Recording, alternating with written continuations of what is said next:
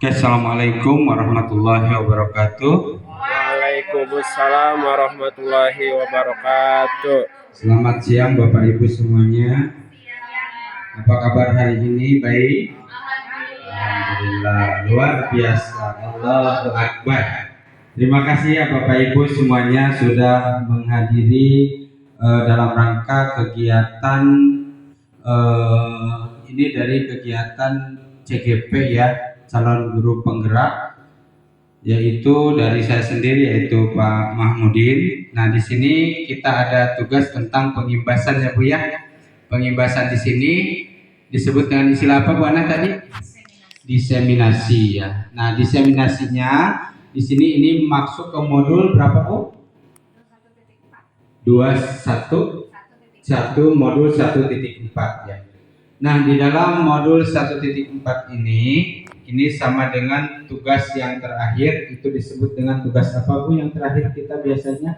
Aksi nyata, tugas modul 1.4 ya. Yang salah satunya akan kita bahas tentang budaya positif. Nah, Bapak Ibu, di dalam budaya positif ini ada beberapa poin. Yang pertama, disiplin positif.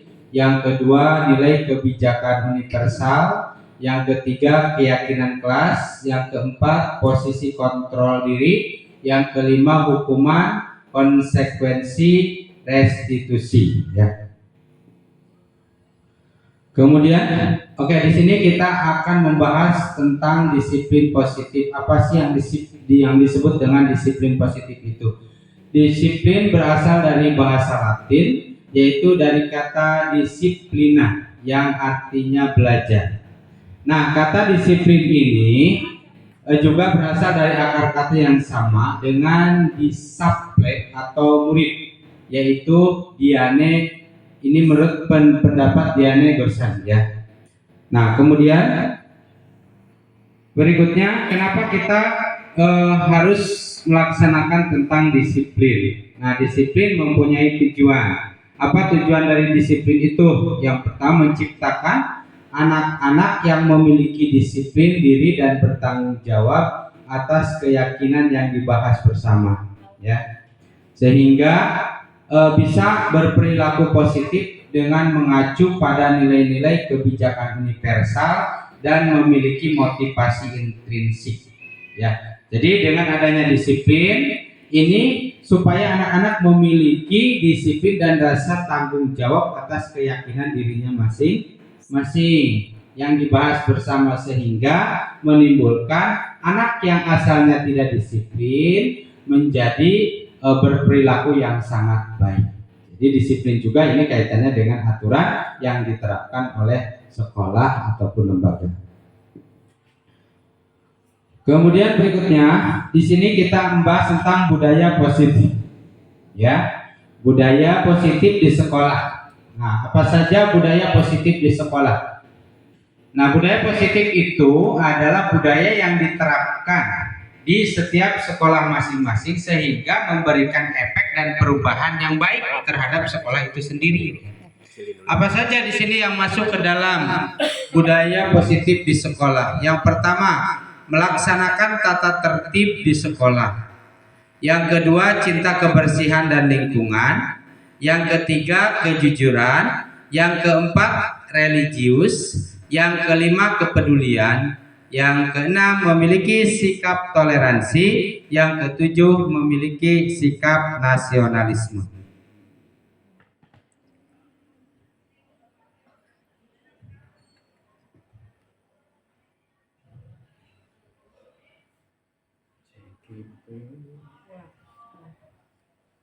Oke. Nah, di sini ada yang pertama, melaksanakan tata tertib sekolah. Ya. Tata tertib sekolah itu merupakan salah satu hal yang perlu diterapkan di sekolah. Tujuannya untuk apa? Agar siswa tersebut mentaati terhadap tata tertib atau aturan yang berlaku, sehingga mereka tidak bersikap atau berlaku sewenang-wenang. Contoh misalnya tentang kedisiplinan waktu ketika mereka datang ke sekolah. Mereka datang ke sekolah diusahakan lebih awal sebelum pembelajaran dimulai sekitar 10 menit. Tapi di sini alhamdulillah ya, SMA Negeri 1 Simpenan ini sudah diterapkan tentang kegiatan melaksanakan tata tertib sekolah. Selain kedisiplinan waktu juga, mereka tidak boleh melakukan pelanggaran-pelanggaran yang lain. Contoh misalnya pulang sebelum waktunya atau kabur. Itu juga ada sanksinya atau konsekuensi yang akan diterima oleh siswa. Kemudian tata tertib sekolah juga banyak sekali ya. Selain itu ada juga tidak boleh berambut gondrong khusus untuk anak laki-laki. Kemudian harus berpakaian seragam ya, dengan menggunakan pakaian yang rapi. Kemudian bagi perempuan yang muslim dan atau muslimah harus menggunakan kerudung ya. Kemudian berikutnya yang kedua, budaya positif di sekolah, cinta kebersihan dan lingkungan ya. Cinta kebersihan dan lingkungan diantaranya adalah salah satu kewajiban yang harus dilakukan oleh para siswa-siswi agar sekolah tercipta menjadi lingkungan sekolah yang bersih, yang indah dan juga nyaman ya. Nah, di sini cinta kebersihan dan lingkungan sekolah apa saja yang dilakukan? Di antaranya ini menjadi rutinitas kita bahwa di SMA N1 Simpenan ini sudah dilaksanakan kegiatan Jumat bersih atau Jumsi ya. Kemudian selain itu ada juga petugas piket yang dilakukan di ruang kelas. Ini sesuai dengan keyakinan kelas yang sudah disepakati bahwa setiap siswa harus menjaga kebersihan lingkungan sekolah.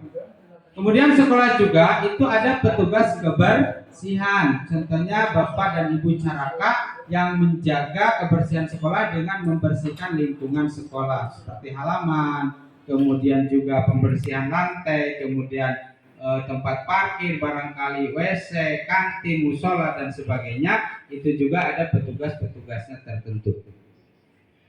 Kemudian kenapa sih mesti diberlakukan cinta kebersihan? Karena kebersihan itu sebagaimana kita ketahui bahwa menurut agama Islam kita tahu kebersihan itu adalah sebagian dari iman. Maka ketika seseorang melakukan kebersihan berarti sudah tertanam dalam diri dan jiwanya mempunyai iman yang tinggi atau iman yang baik.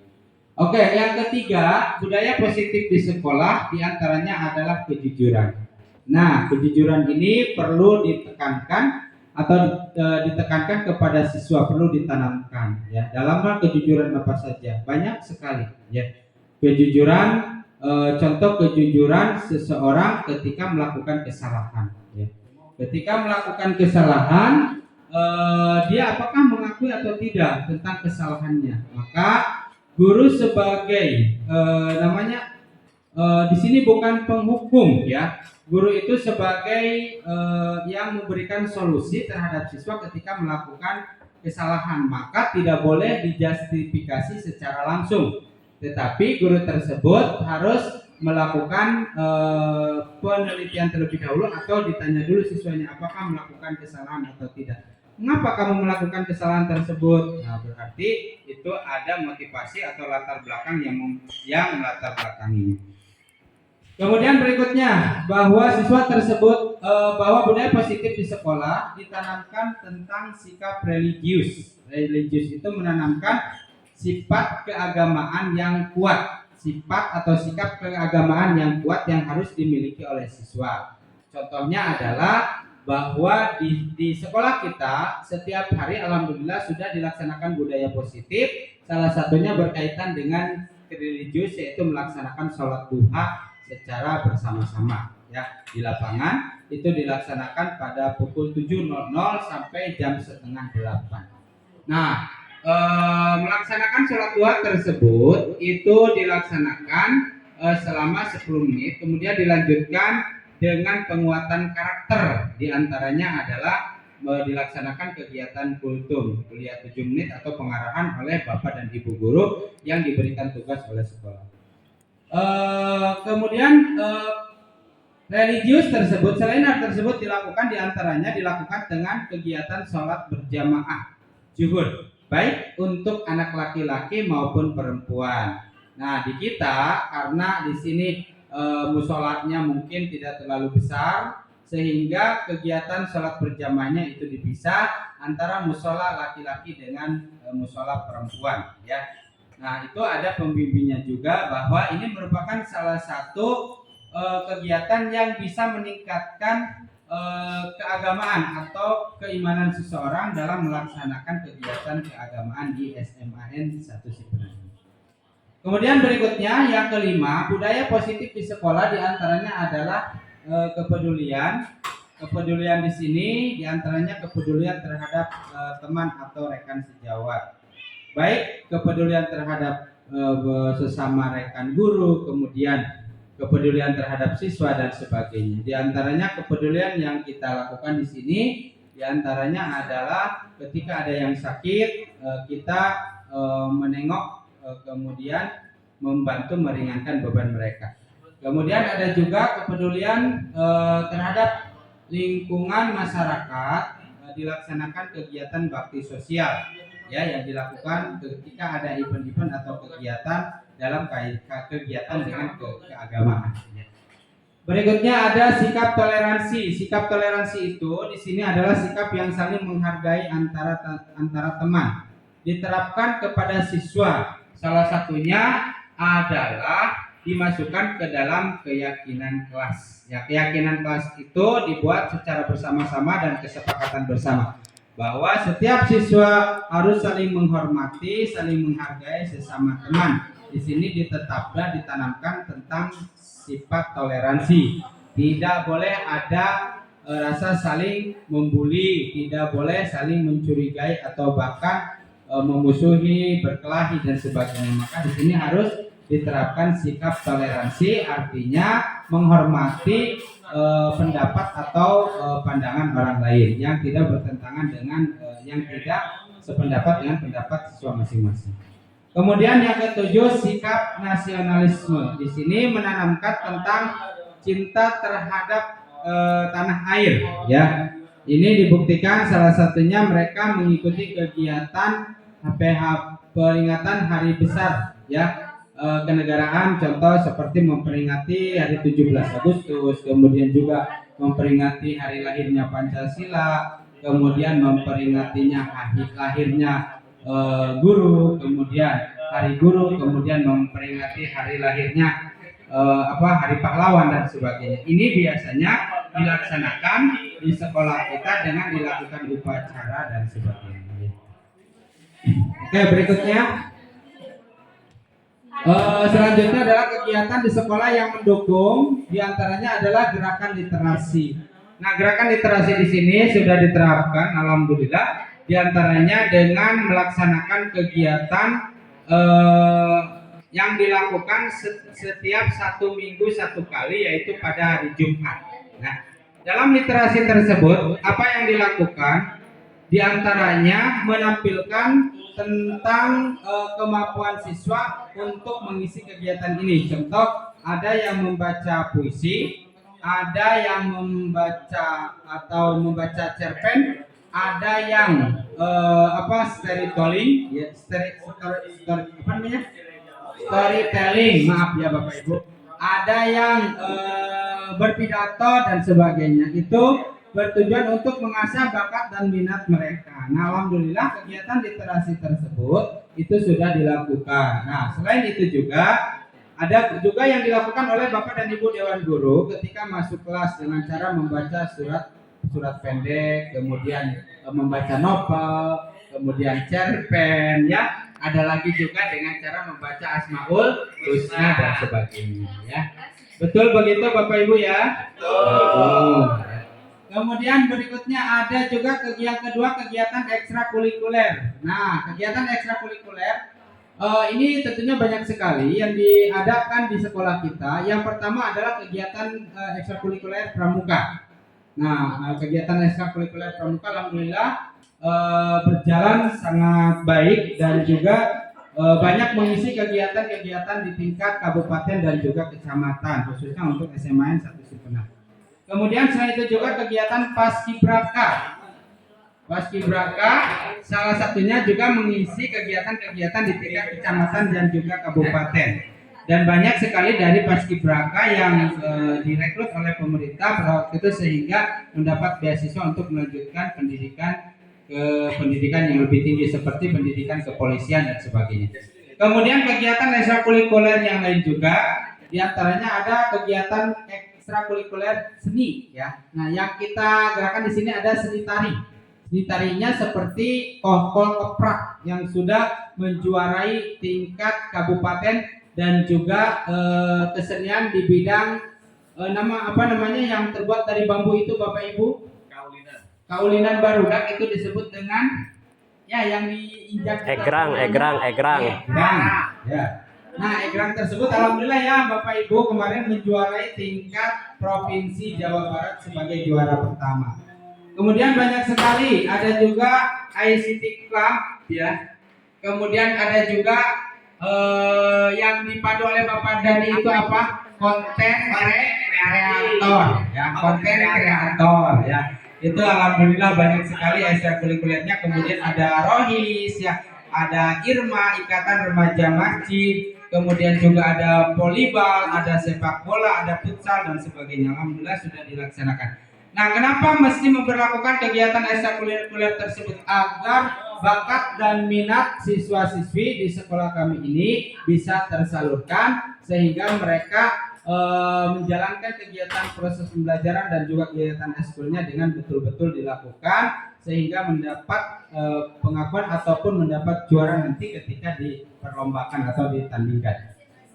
Kemudian yang ketiga, kegiatan pembiasaan awal dan akhir proses belajar. Kegiatan awal dan akhir dalam proses belajar salah satunya dilakukan berdoa sebelum masuk kelas. Kemudian juga melakukan literasi ya, ada Asmaul Husna, ada surat pendek dan sebagainya, tergantung kepada guru-guru yang melakukan itu.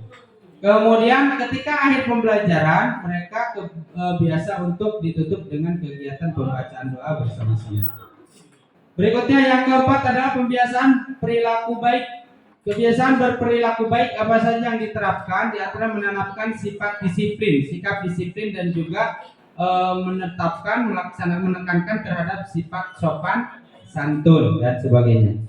Kemudian melaksanakan sholat berjamaah, berperilaku baik, hormat kepada bapak dan ibu guru ketika bertemu, bersalaman dan sebagainya. Yang kelima, menetapkan tata tertib sekolah. Ini merupakan salah satu yang perlu kita tingkatkan agar siswa tersebut lebih disiplin ketika mengikuti kegiatan pembelajaran di sekolah tersebut. Kemudian berikutnya ada nilai-nilai kebijakan universal. Apa itu nilai kebijakan universal? Nah, di sini dijelaskan nilai kebijakan universal yang disepakati bersama lepas dari suku bangsa, bahasa, agama maupun latar belakang ya. Karena di sini notabene bahwa setiap siswa itu berangkat dari latar belakang yang berbeda. Maka di sini harus saling menghargai, harus saling menghormati. Kita menanamkan tentang toleransi, khususnya toleransi beragama. Karena di setiap sekolah itu tidak sama semuanya menganut Islam, tidak, ada juga non muslimnya dan lain-lain. Maka di sini harus menerapkan tentang kebijakan universal, menghormati, menghargai atau bertoleransi ya. Karena Indonesia itu bersifat multi etnik, multi ras dan juga multi budaya serta agama. Ya.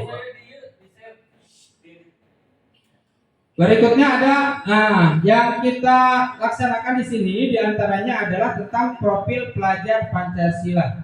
Ya. Ketika kita menjadi pembimbing, Bapak Ibu masih ingat kemarin ada tepuk tangannya ya? Ada ya, coba Bapak Ibu masih ingat. Coba minta ya Bapak Ibu, tepuk pelajar Pancasila. Beriman dan bertakwa pada Tuhan yang Esa dan beralat mulia, berkebinekaan global terus berdiri, kreatif, hey, bernalar kritis. Oke, terima kasih Bapak Ibu ya. Nah itu adalah salam tepuk profil pelajar Pancasila. Nah yang pertama adalah beriman dan bertakwa kepada Tuhan Yang Maha Esa. Sebagaimana kita lihat di sini bahwa siswa-siswi di sekolah kami, alhamdulillah mereka sudah menjalankan tentang profil pelajar Pancasila yang pertama, beriman bertakwa kepada Tuhan Yang Maha Esa. Salah satunya dilakukan dengan kegiatan keagamaan. Contoh seperti melaksanakan sholat duha bersama, kemudian melaksanakan sholat zuhur berjamaah, kemudian melaksanakan kegiatan PHBI, peringatan Hari Besar Al-Quran, kemudian melaksanakan kegiatan tadarus Al-Quran dan sebagainya. Ya, itu sudah mencerminkan bertakwa kepada Tuhan yang Maha Esa dan berakhlak mulia. Ya. Kemudian yang kedua, mandiri. Nah, di sini mandiri bahwa setiap siswa ya harus mempunyai sikap yang mandiri, tidak boleh selalu harus didukung oleh guru dan diarahkan semuanya, tetapi harus mempunyai kemampuan untuk dibuktikan kepada warga sekolah. Kemudian bernalar kritis, ya, bernalar kritis. Kemudian ada juga berkebinekaan global, bahwa sebagaimana kita tahu bahwa setiap siswa itu berbeda-beda semuanya, ya. Berkebinekaan global, setiap siswa mempunyai latar belakang yang berbeda, entah itu ras, suku, agama, dan budaya serta golongan masing-masing. Bergotong royong diantaranya ini merupakan salah satu kewajiban yang dijalankan di sekolah untuk saling membantu, seperti menjaga kebersihan lingkungan, kemudian membersihkan sampah, kemudian membantu orang yang sedang kesusahan kesulitan. Kemudian yang keenam, kreatif, adalah mempunyai kemampuan setiap siswa yang berbeda untuk menciptakan suatu kreasi atau di bidang seni atau keterampilan dan sebagainya. Oke Bapak Ibu, selanjutnya di dalam budaya positif itu ada keyakinan kelas. Ya, keyakinan kelas bersifat lebih abstrak daripada peraturan yang lebih rinci dan konkret. Keyakinan kelas itu adalah kesepakatan yang dibuat oleh siswa hasil dari musyawarah yang berangkat dari kata dilarang. Contoh apa saja ya? Dilarang berambut gondrong, dilarang datang terlambat, dilarang membuli misalnya. Kemudian dilarang mencoret dinding, dilarang tidur ketika sedang belajar, dilarang makan ketika sedang belajar, kemudian dilarang kabur atau bolos dari sekolah dan sebagainya. Itu merupakan salah satu keyakinan kelas yang asalnya berangkat dari pelaturan atau tata tertib kelas atau tata tertib sekolah. Bisa saja seperti itu. Keyakinan kelas bersifat abstrak daripada peraturan yang lebih rinci dan konkret. Oke. Di antara satu, selalu bersikap positif dari segala hal, menganggap baik segala sesuatu yang mana bisa memberikan manfaat terhadap kita semuanya. Yang kedua, menghargai orang lain, tidak boleh saling membuli, tidak boleh saling menghina, menjatuhkan, merendahkan dan sebagainya, karena sejatinya manusia adalah semuanya sama. Yang ketiga, menggunakan waktu dengan sebaik-baiknya, ya. Itu harus disiplin ketika kita menggunakan waktu, karena waktu itu sangat terbatas. Ibaratnya waktu bagaikan pedang. Ketika kita tidak bisa memanfaatkan, maka waktu akan membunuh kita, ya, begitu. Kemudian yang keempat, perlu belajar dengan rasa senang. Nah, maka di sini kita tidak boleh melarang apabila ada siswa yang misalnya di kelas cekikikan atau ketawa atau apa, ya, karena sejatinya bahwa manusia itu harus hidup didasari dengan perasaan yang senang. Kalau misalnya tidak senang sehingga dia cemberut ataupun marah-marah dan sebagainya, itu akan merusak suasana atau merusak mood masing-masing, ya. Maka di sini perlu belajar dengan rasa senang, ya. Oke, kemudian berikutnya teori kontrol, ya Bapak Ibu. Teori kontrol ada tujuan dibalik perilaku manusia. Menurut Dr. William Glasser menjelaskan, ketika seorang murid melakukan suatu perbuatan yang bertentangan dengan nilai-nilai kebajikan atau melanggar aturan, hal itu sebenarnya dikarenakan mereka gagal memenuhi kebutuhan dasar manusianya. Maka di sini ketika ada siswa yang melakukan pelanggaran, menurut kita wah parah, ini tidak boleh langsung dijustifikasi atau diberikan hukuman, tetapi harus diselesaikan dengan cara misalnya dipanggil terlebih dahulu. Maka di sini ada, kalau dalam segi tingkat restitusi, Bu Ana, itu disebut dengan apa? Ya, ketika siswa dipanggil menstabilkan identitas, ya. Nah, di situ harus ada dilakukan oleh kita menstabilkan identitas dulu. Ya, kita bertanya dulu nih ke anaknya, kenapa kamu melakukan ini? Coba kamu jelaskan latar belakangnya apa. Nah, kemudian kita akan mendengar alasannya, keluh kesahnya seperti itu. Akhirnya kita bisa menyimpulkan, oh, ternyata anak tersebut melakukan ini, kesalahannya ini, latar belakangnya ini dan sebagainya. Ya, Bapak Ibu. Jadi hal itu sebenarnya dikarenakan mereka gagal memenuhi kebutuhan dasar manusia. Nah, dasar kebutuhan manusia apa saja? Yang pertama adalah oke, sebentar. Yang pertama ada kesenangan. Jadi setiap manusia berhak mendapatkan kesenangan masing-masing, ya. Ya, karena sejatinya kalau hidupnya tidak merasakan kesenangan, maka hidupnya akan kacau, ya. Dan juga tidak sedikit orang yang tidak bisa menyelesaikan masalah karena banyak masalah dianggap buntu, akhirnya mengambil jalan pintas dengan cara bunuh diri. Ya, banyak seperti itu, ya. Nah, kemudian yang kedua, manusia itu harus membutuhkan cinta dan kasih sayang, ya. Cinta dan kasih sayang dari siapa? Dari orang tua, dari keluarga, dari rekan sejawat, dari teman sepekerjaan, seperjuangan dan sebagainya. Maka di sini harus ditanamkan tentang cinta dan kasih sayang. Ya, paling tidak mungkin ada 5S. Apa saja itu yang tadi? 1 S yang pertama apa Bapak Ibu? 5S. 1 salam, 2 senyum, 3 sapa, 4 sopan, 5 santun. Nah, dengan begitu juga walaupun kita lagi mumet atau apa ya, datang teman Bu dengan ditegur seperti itu juga dan senyum, rasanya sudah luar biasa bahagia sekali walaupun kita dompetnya lagi kosong dan sebagainya. Curcol namanya, curhat colongan. Oke, berikutnya bahwa setiap manusia identiknya harus mempunyai kebebasan mengeluarkan pendapat, kebebasan berkumpul, kebebasan berserikat, kebebasan mendapatkan kebahagiaan atau apa itu, bahwa manusia itu tidak boleh dikungkung oleh perasaan-perasaan cemas, takut dan sebagainya, maka kita harus bebas.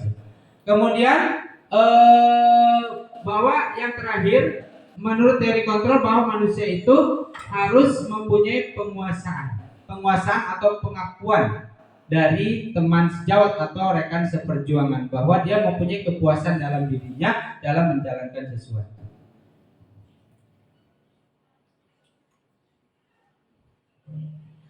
Kemudian berikutnya, teori kontrol. Ada 5 psikontrol guru menurut Dian Dosen. Yang pertama penghukum, ya. Kemudian pemberi rasa bersalah. Kemudian ada teman pemantau manajer. Penghukum di sini maksudnya apa? Apakah setuju guru dikatakan sebagai penghukum? Tidak. Tidak, ya. Ya, guru di sini bukan penghukum sebetulnya, tetapi guru di sini sebelum memberikan hukuman, barangkali kalau dikatakan hukuman, tetapi konsekuensi yang dilakukan oleh anak ini juga, oleh siswa ini juga ketika hasil dari kesepakatan. Kemudian pemberi rasa bersalah artinya bahwa ketika ada anak yang melakukan pelanggaran di kelas, ya, tidak boleh langsung disalahkan. Kemudian anak tersebut dipanggil. Lalu bukan guru yang menjas, tetapi siswa tersebut ditanya, bagaimana, kenapa Anda melakukan ini? Nah, anak tersebut menjelaskan. Kemudian pemecahan masalahnya bagaimana, bukan guru yang menentukan, tetapi anak tersebut yang mencari solusinya sendiri, ya Bu Ana, ya. Jadi saya mau begini, contoh begini dan sebagainya, ya. Kesalahan saya misalnya saya tidur ketika sedang belajar di kelas. Saya tidak memperhatikan ketika guru sedang menjelaskan pelajaran. Saya mengobrol ketika guru sedang melaksanakan pembelajaran. Akhirnya siswa tersebut dipanggil ke kantor dan diberikan masukan atau ditanya kepada guru, kenapa? Ada juga alasannya, saya tidak nyaman dengan pelajaran ini, saya tidak suka dengan pelajaran ini. Kemudian ada juga saya tidak suka terhadap gurunya ketika menyampaikan pelajaran susah untuk dipahami dan sebagainya. Lalu kita tanya faktor apa yang membuat Anda seperti itu, gitu kan. Jadi ada pendapat-pendapat yang disampaikan oleh anak sehingga kita bisa menangkap hal yang dilakukan oleh anak tadi. Kemudian menurut teori kontrol yang ketiga adalah teman. Teman tersebut adalah teman dalam memecahkan masalah ketika kita mendapatkan masalah. Kemudian ada juga pemantau, ada juga manajer. Nah, manajer itu salah satunya guru yang memberikan solusi dan mengatur dalam proses pembelajaran kepada siswa. Nah, kemudian di sini ada hukuman, konsekuensi dan restitusi. Yang pertama hukuman, konsekuensi dan restitusi. Nah, di sini diantaranya ini anak diberikan hukuman ketika melakukan pelanggaran. Anak tersebut diperintahkan oleh guru, hukumannya adalah berlari, contoh mengelilingi lapangan. Kemudian konsekuensi yang diberikan kepada bukan kepada siswa saja ataupun guru yang kesiangan juga sama, tidak diperbolehkan untuk masuk, tetapi dibuat kesepakatan antara pihak lembaga atau sekolah dengan guru tersebut agar ada kedisiplinan. Kemudian restitusi adalah pemecahan masalah yang diberikan sehingga siswa tersebut yang menyelesaikan masalah sendiri yang dipertanyakan terlebih dahulu oleh guru. Nah, kemudian di sini ada murid yang berkarakter memiliki disiplin positif, bahagia dan merasa merdeka dalam belajar. Contoh diantaranya mereka diberikan kebebasan untuk memilih cara belajar, metodenya yang digunakan, metodenya seperti apa, model pembelajaran yang digunakannya, modelnya seperti apa, sehingga tidak memaksa bahwa guru itu sebagai pusat pembelajaran. Apa yang disampaikan oleh guru harus ditaati oleh semua siswa, diikuti oleh siswa, tidak, tetapi siswa diberikan kebebasan untuk memilih model pembelajaran yang pas dan cocok untuk siswa itu seperti apa. Kemudian yang kedua, guru juga memberikan kepada kebebasan siswa untuk melakukan outing kelas atau pembelajaran di luar kelas, tidak hanya terfokus di dalam ruangan, tetapi bebas siswa tersebut diberikan untuk bereksplorasi ataupun berekspresi tentang pembelajarannya sehingga mendatangkan rasa bahagia bagi siswa. Kemudian yang ketiga adalah siswa tersebut diterapkan diantaranya kaitannya dengan karakter yang baik ketika bertemu dengan guru, tidak menghindar tetapi bersalaman atau mengucapkan salam kepada guru. Kemudian seorang yang memiliki sifat disiplin berarti mereka bisa bertanggung jawab terhadap apa yang dilakukannya karena mereka mendasarkan tindakannya pada nilai-nilai kebijakan universal. Ya. Artinya bahwa setiap siswa dan guru tidak boleh saling memaksakan kehendak. Maka guru harus memberikan kebebasan kepada siswa untuk memilih model pembelajaran seperti apa sehingga mudah untuk diikuti oleh siswa. Kemudian itu barangkali Bapak Ibu semuanya yang bisa saya sampaikan untuk presentasi hari ini. Mohon maaf apabila ada kekurangannya atau salah-salah kata. Bapak Ibu, mudah-mudahan ada manfaatnya buat kita semua. Terima kasih untuk semuanya. Mudah-mudahan Bapak Ibu yang dari sini kita yang mengikuti kegiatan CGP-nya itu semuanya diluluskan. Amin ya rabbal alamin, dan diberikan kelancaran. Semangat Bapak Ibu. Semangat ya. Oke. Boleh minta yel-yelnya Bapak Ibu? Ya, seperti siswa. Semanis terdepan. Belajar? Yes. Masa depan? Benar. Oke, terima kasih. Assalamualaikum warahmatullahi wabarakatuh.